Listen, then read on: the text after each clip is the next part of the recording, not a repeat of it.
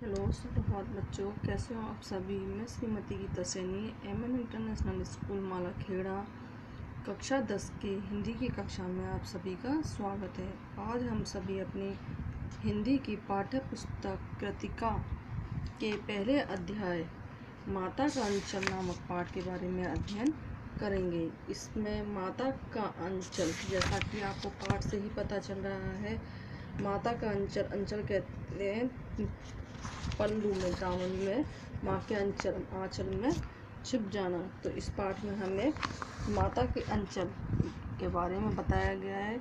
यह शिव पूजन सहाय के उपन्यास है। जो शिव पूजन सहाय का जो उपन्यास है वो देहाती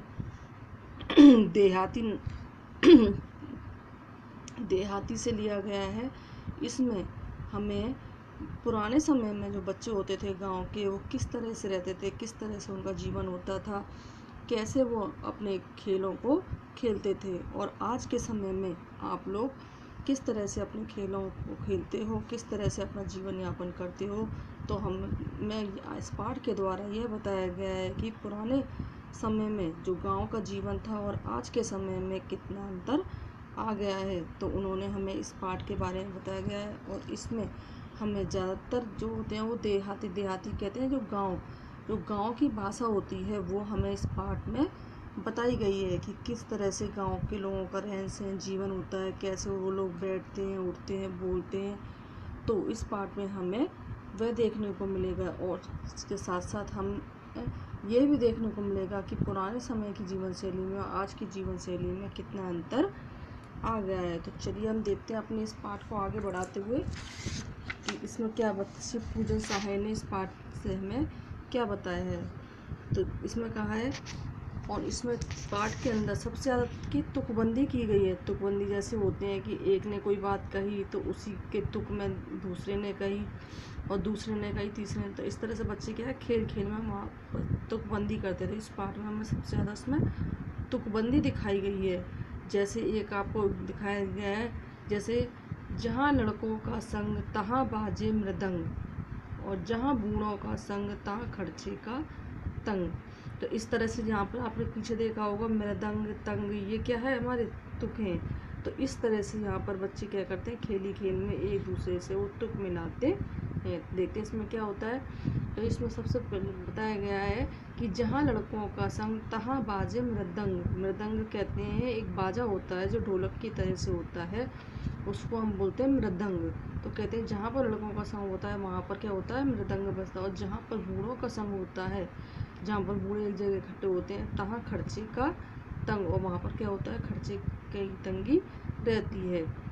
तो इस पाठ में एक भोलन नाम का लड़का होता है जो क्या करता है, हम अपने पिता के साथ वो ज़्यादा क्लोज रहता है, बिल्कुल पास में रहता है। हर समय अपने पिता के साथ में जो भी काम करता है वो अपने पिता के साथ में ही करता है। वैसे कहते हैं कि बच्चा जो होता है जो अपने माँ के ज़्यादा नज़दीक होता है, लेकिन इस पाठ में हमें, पाठ का नाम तो क्या है, माता का अंचल दिया हुआ है, लेकिन इस पाठ में हम ये देखेंगे कि इसमें पूरे पाठ में हमें जो होता है, भोला नाम का जो बच्चा होता है वो केवल और केवल अपने पिता के साथ में ही ज़्यादा जुड़ा हुआ रहता है। वो हर काम अपने पिता के साथ में ही करता है।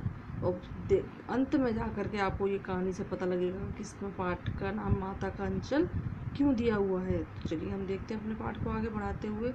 इसमें हमारे पिता तड़के उठकर बट नहाकर पूजा करने बैठ जाते थे। हम बचपन से ही उनके अंग लग जाते थे। माता से केवल दूध पीने तक का नाता था।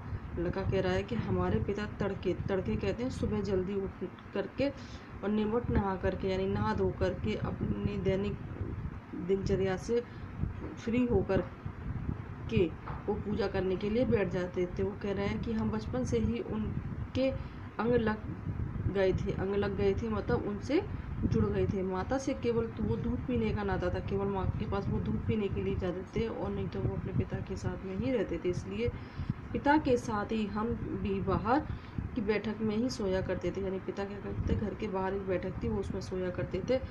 तो लेखक जो भोलानाथ जो बच्चा है वो अपने पिता के साथ ही सोता था, और वह अपने पिता के साथ ही सुबह उठता था। जब पिता नहा धोकर तैयार हो जाते तो वह भी उनके साथ में तैयार हो जाता था। तो क्या करते थे, जब अपने साथ ही हमें भी उठाते और नहला धुलाकर पूजा में बिठा लेते थे। हम भभूत का तिलक लगा देने के लिए उनको दिक करने लगते थे। कह रहे हैं हम भभूत का तिलक लगा देने के लिए, भभूत का तिलक कहते हैं जो हम पूजा करते हैं तो जो जो भभूत होती है, जो राख होती है, जो अगरबत्ती जलाते हैं उससे हम तिलक लगा देते हैं।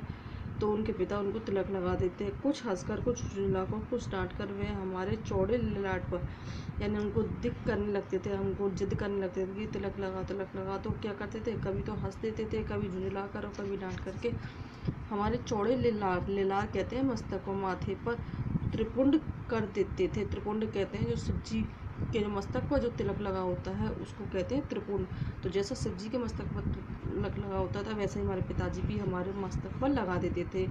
और हमारे लार में भभूत खूब खुलती थी मतलब अच्छी लगती थी। जो कह रहे हैं कि जो भोलानाथ था जो उसके मस्तक पर जो भभूत लगाते थे, उसका जो तिलक लगाते थे उसके ऊपर खूब अच्छी लगती थी। सिर में लंबी लंबी जटाएं थी, भभूत रमाने से हम खासे बम भोला बन जाते थे। वो कह रहा हमारे ललाट में बहुत सिर में लंबी लंबी जटाएं थी, यानी उसके कैसे थे, लंबे लंबे बाल थे। और जब वो भभूत लग जाती थी उसके माथे पर तो वो वास्तव में ही कैसे लगते थे, बोला बम भोला बन जाते थे। अर्थात जैसे महादेव शिव जी लगते हैं सेम वो शिव जी की तरह से ही लगते थे। तो कह रहे हैं पिताजी हमें बड़े प्यार से भोलानाथ कहकर पुकारा करते थे। असल में हमारा नाम था तारकेश्वर नाथ, यानी जो का जो बालक है उसका नाम क्या था, तारकेश्वर नाथ। लेकिन पिताजी उसको प्यार से क्या कहते थे, भोलानाथ कहते थे, क्योंकि उसके माथे पर जो तिलक लगता था वो कैसे लगता था, भोलेनाथ की तरह से लगता था। तो उनको प्यार से वो भोलानाथ कह करके ही बुला लेते थे। और जो भोलानाथ था वो अपने क्या था, पिताजी को बाबूजी और माता को मैया कहकर बुलाते थे, क्योंकि गांव की भाषा में क्या होता है, जैसे आज शहरों में क्या होता है मम्मी बोलते हैं, पापा बोलते हैं, और गांव में क्या बोलते हैं, मैया बाबूजी कहते हैं। तो लेखक भी क्या कहता था, अपने पिताजी को बाबूजी कहता था और माता को मैया कहता था।